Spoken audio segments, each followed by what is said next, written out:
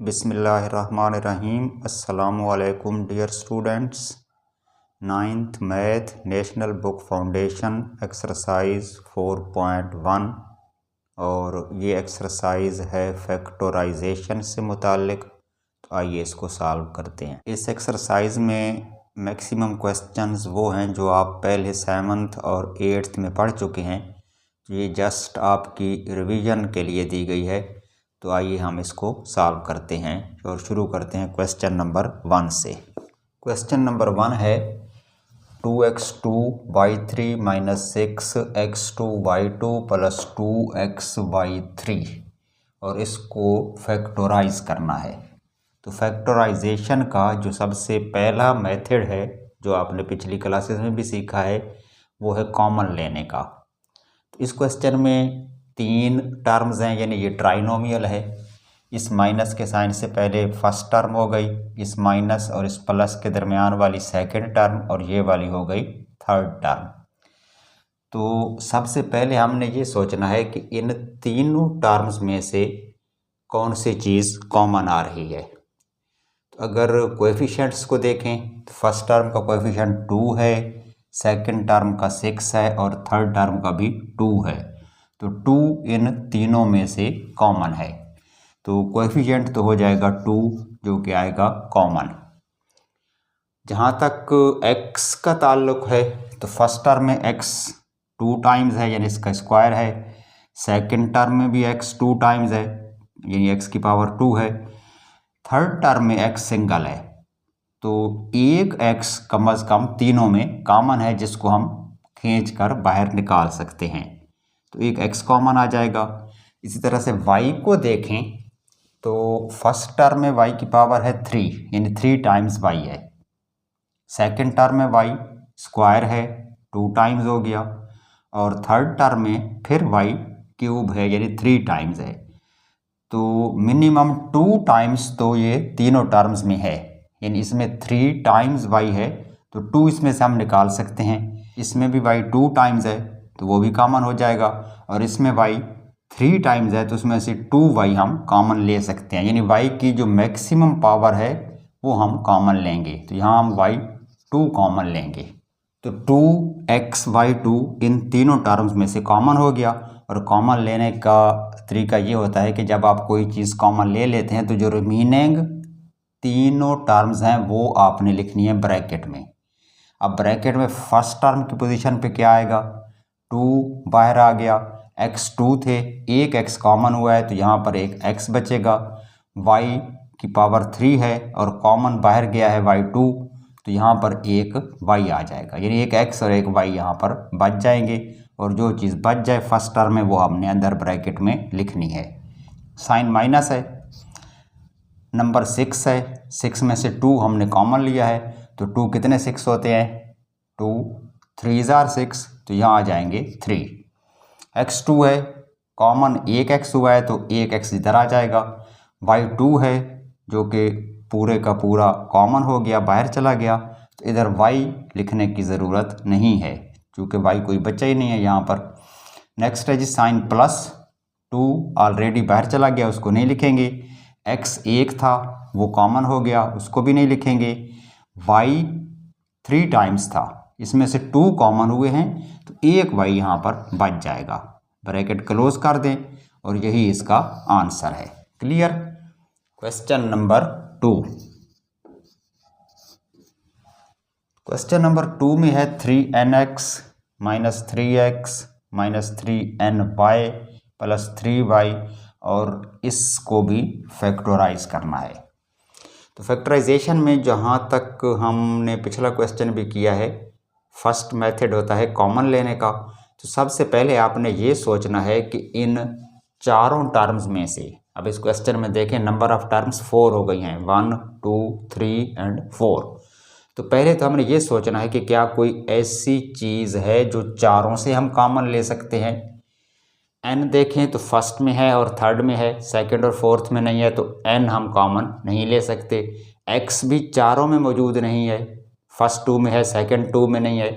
और third fourth में y है जो कि पहले दो में नहीं है, तो ना हम y कॉमन ले सकते हैं, ना n कॉमन ले सकते हैं, ना x कॉमन ले सकते हैं।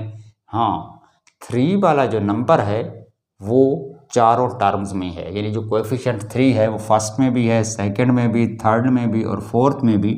तो पहला काम तो आपने ये करना है कि इस 3 को कॉमन लेकर बाहर रख लें और बाकी जो रिमेनिंग 4 टर्म्स हैं उनको ब्रैकेट में लिखें। यानी स्टेप नंबर 1 में हम सिर्फ 3 कॉमन लेंगे और ब्रैकेट में आएगा यहाँ पर nx, 3 कॉमन हो गया, माइनस सिर्फ x आएगा, 3 तो कॉमन हो गया, माइनस यहाँ पर बचेगा ny और प्लस y।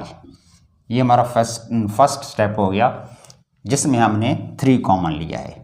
अब ब्रैकेट के अंदर 4 टर्म्स हैं और जब 4 टर्म्स हों तो उनको जिस तरह आपने पिछली क्लास में भी पढ़ा है, सॉल्व करने के लिए यानी कॉमन लेने के लिए हम दो दो टर्म्स के ग्रुप बना लेते हैं। यानी पहली 2 टर्म्स में से कुछ कॉमन ले लें और दूसरी 2 टर्म्स में से, क्योंकि हमने इस ब्रैकेट के अंदर इनको सॉल्व करना है। तो ये जो ब्रैकेट पहले से मौजूद है जो फर्स्ट स्टेप में हमने लगाई थी, मैं इसको अब स्क्वायर ब्रैकेट के तौर पर लिख रहा हूँ। बाहर इसके 3 है, तो अंदर देखें जो फर्स्ट 2 टर्म्स हैं, एक है nx और दूसरी है माइनस x। इनमें x कॉमन है तो उसको कॉमन ले लें और जो कुछ बाकी बचेगा उसको लिखना है ब्रैकेट में। तो यहाँ पर फर्स्ट टर्म थी nx, x तो बाहर आ गया तो n बच गया है, तो फर्स्ट टर्म n होगी और माइनस सेकेंड टर्म x है, x कॉमन हो गया तो यहाँ पर आएगा 1। जब होल टर्म कॉमन हो तो उसकी जगह पे 1 लिखते हैं। वैसे भी आपको पता है कि कॉमन जो है वो हम डिवाइड करके निकालते हैं, तो x डिवाइडेड बाई x करेंगे तो आंसर 1 आएगा, तो यहाँ पर 1 लिखना है। ब्रैकेट क्लोज कर दें। अब एक चीज़ का ख्याल रखना है कि जब तीसरी और चौथी टर्म्स में से हम कुछ कॉमन ले रहे हों तो थर्ड टर्म के साथ जो साइन है वो आपने इधर कॉमन लेना है। यानी एक तो माइनस कॉमन आएगा इन दोनों में से, और n सेकेंड इस टर्म में नहीं है तो इसमें y दोनों में कॉमन है, यानी थर्ड एंड फोर्थ टर्म में कॉमन आएगा माइनस y। यहाँ क्या बचेगा n, चूँकि माइनस तो बाहर चला गया। अच्छा, ये प्लस है और इस प्लस y में से हमने माइनस कॉमन लिया हुआ है, यानी ये माइनस भी बाहर आ गया और इसमें से भी एक माइनस बाहर आ गया। तो यहाँ पर क्या बचेगा फिर माइनस, चूँकि 2 टाइम्स माइनस मिले तब प्लस होता है। आपको पता है ना कि एक माइनस और दूसरी माइनस तो फिर प्लस बनता है।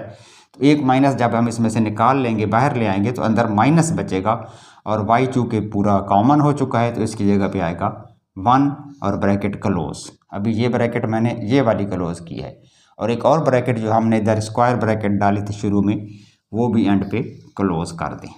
क्लियर। अब अगले स्टेप में 3 तो बाहर है, ये ब्रैकेट बाहर रह जाएगी।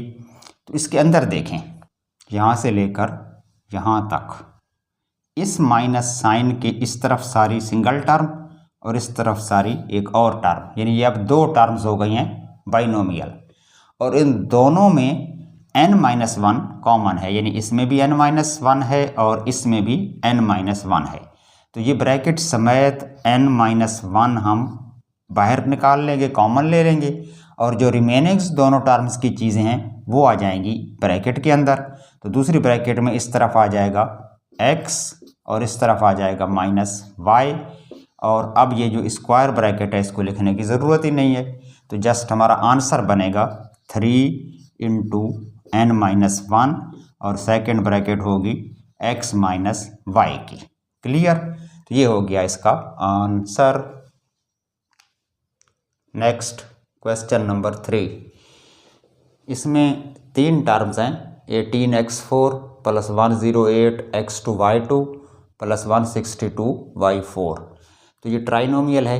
पहला स्टेप ये है कि ट्राइनोमियल में आपने कॉमन देखने हैं कि अगर कोई चीज़ तीनों में से कॉमन आ रही है तो वो आप कॉमन लें।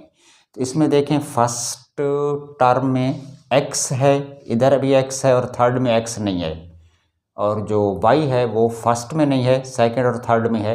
तो वेरिएबल तो कोई कॉमन नहीं आएगा, यानी ना इनमें x कॉमन है तीनों में और ना ही y।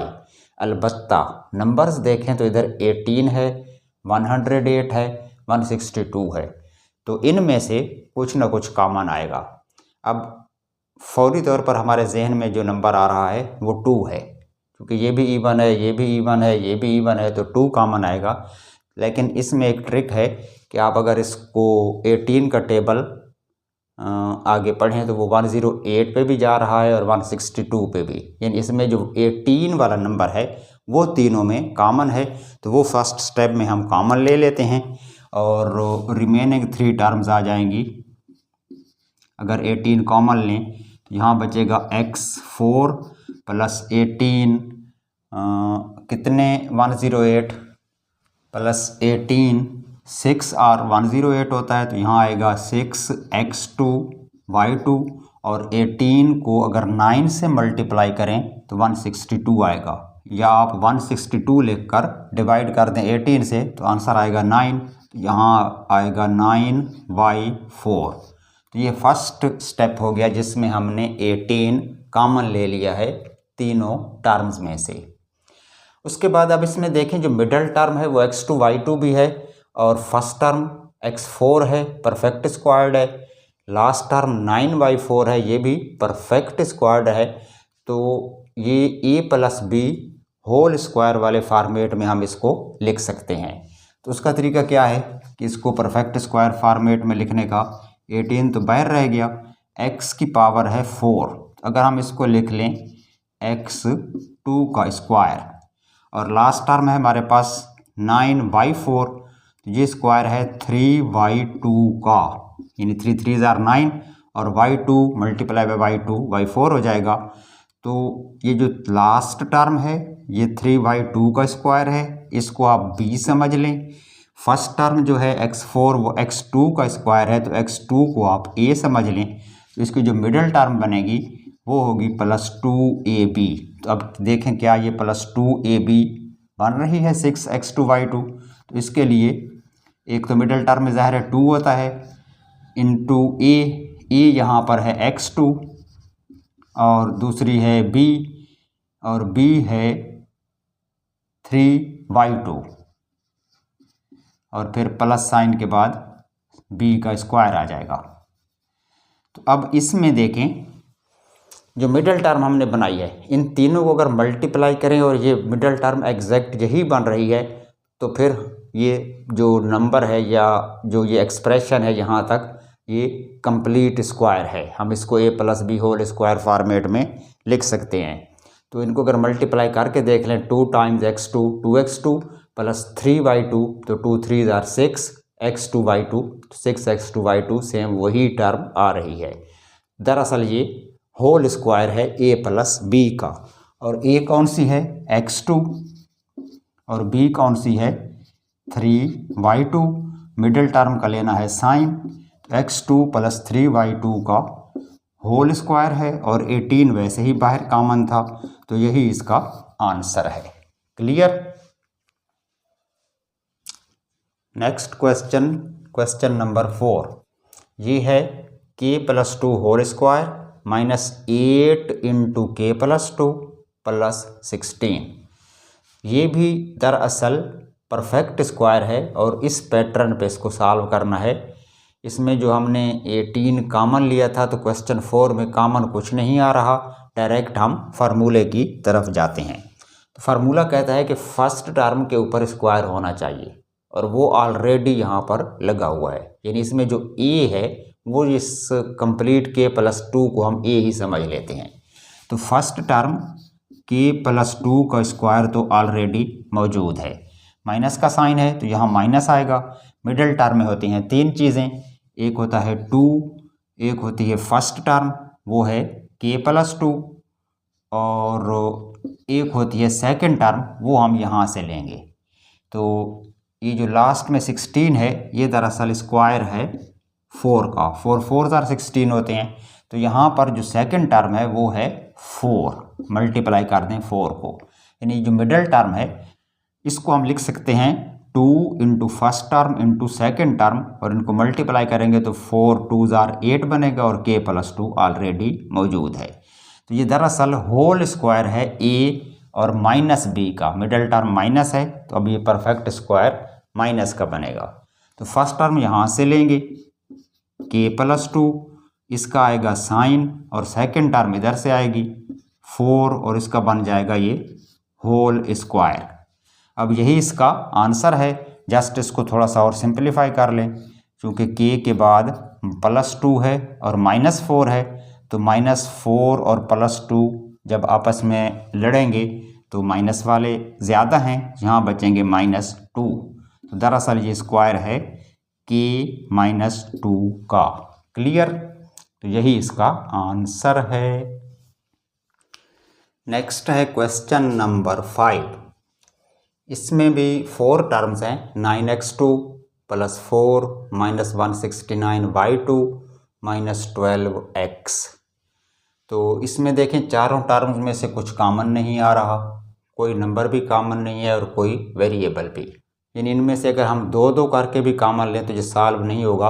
अगले स्टेप पे जो रिमेनिंग ब्रैकेट्स हैं उनमें सेम चीज़ नहीं बचती। तो अब इसको हल करने के लिए हमने एक और मेथड यूज़ करना है, और ये मेथड भी शायद आप 8th में पढ़ चुके हैं। 2 फार्मूले हम इसमें लगाएंगे। एक फार्मूला तो है कि a + b होल स्क्वायर जो होता है वो a² + 2ab + b² होता है, यानी a2 + 2ab + b2, जो हम पिछले क्वेश्चन में भी इस्तेमाल कर चुके हैं। दूसरा फार्मूला है कि a2 - b2 = a + b × a - b। तो इस फार्मूले को भी हम इस्तेमाल करेंगे इस क्वेश्चन को सॉल्व करने के लिए। तो अब इस फार्मूले को जब हम इस्तेमाल करते हैं तो हमारे पास 2 टर्म्स के स्क्वायर होने चाहिए और उनके दरमियान में साइन माइनस होना चाहिए। क्लियर? तो इसमें ये जो परफेक्ट स्क्वायर्ड नंबर हैं वो 3 हैं। 9x2 स्क्वायर है 3x का, 4 स्क्वायर है 2 का, और 169y2 स्क्वायर है 13y का। 12x जो है ये परफेक्ट स्क्वायर नहीं है। तो वो जो मैंने पहला फार्मूला बताया था a + b होल स्क्वायर वाला, तो उसमें एक मिडल टर्म होती है 2ab वाली, जो कि स्क्वायर टर्म नहीं होती। तो 12x दरअसल वही मिडल टर्म है उसकी, लेकिन उसके इर्द गिर्द दोनों परफेक्ट स्क्वायर होने चाहिए। तो अब देखें 12x में y नहीं है, तो y के अलावा जो दोनों स्क्वायर हैं 9x2 वो भी 12x के लिए वैलिड है, और 4 तो वैसे सिंगल नंबर है, तो 2 का स्क्वायर है तो सेकंड टर्म इसकी 2 भी बन सकती है, जिसके लिए मिडिल टर्म 12x होगी। और 169y2 के साथ साइन माइनस है, तो इस फार्मूले में हमें माइनस के बाद भी एक परफेक्ट स्क्वायर चाहिए। तो ये जो b² है ये हम बना लेते हैं 169 को और इसको एंड पे ले जाते हैं। 12x जो है इसको ले आते हैं इन दोनों के दरमियान में, तो ये 12x इनकी मिडल टर्म बन जाएगी। यानी इसको रीअरेंज यूँ करें, 9x2 - 12x फिर +4 और एंड पे लिखें -169y2। तो अब ये जो टर्म है ये बिल्कुल अलहदा हो गई। माइनस के बाद ये जो b² हमने बनाना है ये 13y का स्क्वायर बन जाएगा, यानी b²। और इस माइनस के इस तरफ ये जो तीनों टर्म्स हैं इनको हमने a² बनाना है, यानी ये सारी टर्म्स a का स्क्वायर बनेगी। और a कैसे निकलेगा? इसके लिए हम इसको परफेक्ट स्क्वायर वाले फार्मूले में लिखते हैं, या आसान अल्फाज में हम यूँ कह सकते हैं कि ये जो 9x2 है ये दरअसल 3x का स्क्वायर है। क्लियर? 4 जो है ये है +2²। क्लियर? और -169y2 को हम लिख सकते हैं 13y²। तो ये 3 टर्म्स हैं जो परफेक्ट स्क्वायर्ड हैं। अब ये हमने 12x जो है इसको बनाना है a और b की मिडल टर्म। 3x इसके लिए a है और 2 इसके लिए b है, और मिडल टर्म में होती हैं 3 चीज़ें। माइनस का 2 इंटू फर्स्ट टर्म यहाँ से लेंगे 3x, सेकेंड टर्म इधर से आएगी 2, और इन तीनों को मल्टीप्लाई करें तो 2 3 = 6, 6 2 = 12, तो ये बन जाएगी 12x, तो जो कि ये शो कर रही है कि ये एग्जैक्टली परफेक्ट स्क्वायर्ड है। तो अब यहाँ से लेकर यहाँ तक इस माइनस के साइन से पहले ये बन जाएगा complete square a minus B का। इसमें a है 3x, साइन मिडल टर्म का आएगा यानी माइनस का, और b इसमें है 2, तो इसका बन जाएगा होल स्क्वायर। तो ये हो गया हमारा a minus B whole square. और सेकंड फार्मूले के लिए ये सारा इसको हम a कंसिडर करेंगे तो ये a का स्क्वायर है। उसके बाद साइन माइनस है और ये ऑलरेडी हमारे पास 13y स्क्वायर है, तो अब दो स्क्वायर भी बन गए हैं, उनके दरमियान में साइन माइनस भी आ गया है। तो इस फार्मूले के मुताबिक हमने बनानी है दो ब्रैकेटें,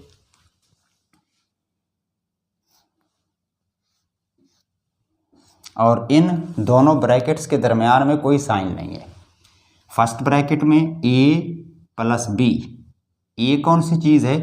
a है इस माइनस से पहले स्क्वायर जो है उसके अंदर जो कुछ है वो सारा a है, यानी इधर भी लिखेंगे 3x माइनस 2, इधर भी लिखेंगे 3x माइनस 2। दोनों ब्रैकेट्स में फर्स्ट टर्म a है, तो फर्स्ट टर्म हमारी है 3x माइनस 2 यहाँ पर भी और यहाँ पर भी। उसके बाद पहली ब्रैकेट में प्लस साइन है तो यहाँ प्लस साइन आएगा, दूसरी ब्रैकेट में माइनस साइन है तो इधर माइनस आएगा, और यहाँ लिखनी है b यानी सेकंड टर्म, और वो है 13y। इधर भी 13y और इधर भी 13y। ये जो स्क्वायर हैं ये यहाँ पर इस स्टेप में नहीं आएंगे। क्लियर? तो ये हो गया इसका आंसर। अभी हम इसको दोबारा इसकी तरतीब दुरुस्त करके भी लिख सकते हैं कि 3x और प्लस 13y पहले लिख लें और माइनस 2 बाद में ले जाएं, और दूसरी ब्रैकेट में क्या आएगा 3x माइनस 13y और माइनस 2 एंड पे चला जाएगा। तो इसको यूँ भी लिखा जा सकता है। क्लियर? तो ये हो गया इसका आंसर। नेक्स्ट है जी क्वेश्चन नंबर 6। तो इस क्वेश्चन में x2 माइनस 1 एक ब्रैकेट में है, दूसरी में है y प्लस 1, फिर माइनस का साइन है, फिर y plus 3 into x2 minus 1। इसको भी फैक्टराइज करना है। ये बिल्कुल इजी क्वेश्चन है। इसमें देखें तो सिर्फ एक माइनस का साइन है जो ब्रैकेटों के बाहर है, यानी ये वाला माइनस का साइन। इसके अलावा जो प्लस माइनस है वो तो ब्रैकेटों के अंदर है। तो इस माइनस वाले साइन से इस तरफ जो कुछ है ये सेकंड टर्म है और इस तरफ जो कुछ है ये फर्स्ट टर्म है, यानी एक्चुअली ये दरअसल बाइनोमियल है, दो ही टर्म्स हैं और इन दोनों टर्म्स में एक ब्रैकेट कॉमन है। अगर गौर से देखें तो इस तरफ भी एक ब्रैकेट है x2 माइनस 1 की और उस तरफ भी सेम वही ब्रैकेट मौजूद है। तो चूंकि ये दो टर्म्स हैं, दोनों टर्म्स में से हम इस ब्रैकेट को खींच के बाहर रख लेते हैं, मतलब यह है कि कॉमन ले लेते हैं। तो कॉमन क्या आएगा x2 माइनस 1 ब्रैकेट समेत। ये तो हो गया, यहाँ से भी कॉमन आ गया और यहाँ से भी। तो जब हम कुछ कॉमन लेते हैं तो जो दोनों टर्म्स की बाकियात हैं यानी रिमेनिंग चीज़ें हैं वो हमने ब्रैकेट में लिखनी होती हैं। तो मैंने ये स्क्वायर ब्रैकेट डाली है। इसके अंदर अब हम लिखते हैं कि इस माइनस के साइन से पहले जो फर्स्ट टर्म थी उसमें से x2 माइनस 1 कॉमन हो गया, बाकी बच गया y प्लस 1 ब्रैकेट समेत। फिर ये माइनस का साइन आएगा और x2 माइनस 1 सेकेंड टर्म से तो कॉमन हो गया, वो तो बाहर आ चुका है, तो इधर बचेगा y प्लस 3 ब्रैकेट समेत। तो चूंकि ये स्मॉल ब्रैकेट समेत मैंने ये दोनों टर्म्स लिखी हैं तो इसलिए स्क्वायर ब्रैकेट डाली है। वैसे इसकी ज़रूरत नहीं है, अगले स्टेप पे हम स्क्वायर ब्रैकेट नहीं डालेंगे। अच्छा, ये जो फर्स्ट टर्म कॉमन ली है इसके अंदर दो टर्म्स हैं, एक x2 है और एक 1 है। तो x2 को हम लिख सकते हैं स्क्वायर ऑफ x और जो 1 है उसको भी स्क्वायर्ड फॉर्म में लिख सकते हैं। 1 हमेशा 1 का स्क्वायर होता है और दरमियान में साइन इनका भी माइनस है, ये a2 माइनस b2 फॉर्मेट में आ गया। तो इसकी मज़ीद बनेगी दो ब्रैकेटें, कौन सी? एक में x प्लस 1 आएगा और दूसरी में x माइनस 1 आएगा, यानी इसकी मज़ीद इस फार्मूले से फैक्टराइजेशन करेंगे। इधर क्या होगा, अगर मैं ये वाली स्मॉल ब्रैकेट्स दोनों की ना लिखूं तो इस ब्रैकेट में आएगा y+1 और ये माइनस का साइन है, तो ये जब हम ब्रैकेट रिमूव करेंगे तो अंदर वाला साइन चेंज हो जाएगा, यानी -y-3 हो जाएगा। क्लियर। अब इसमें y प्लस है, y माइनस है, ये कैंसल हो जाएंगे। 1 प्लस है और 3 है माइनस, तो 3 माइनस वाले ज़्यादा है, 1 प्लस से कैंसल कर लें तो बाकी बचेंगे -2, यानी इस ब्रैकेट में आएगा -2। तो अब ये सिंगल नंबर -2 है, इसको अगर हम लिख लें शुरू में ऐसे, और दो जो ब्रैकेटें हैं ये वाली x+1 इंटू x-1, तो इस तरह भी इसको लिख सकते हैं और यही हमारा आंसर है इस क्वेश्चन का। ओके जी, आज का सबक इधर ही ख़त्म करते हैं। नेक्स्ट टाइम इंशाल्लाह इसके जो बकिया क्वेश्चंस हैं वो सॉल्व करेंगे। तो अब इजाज़त दीजिए। खुदा हाफिज़।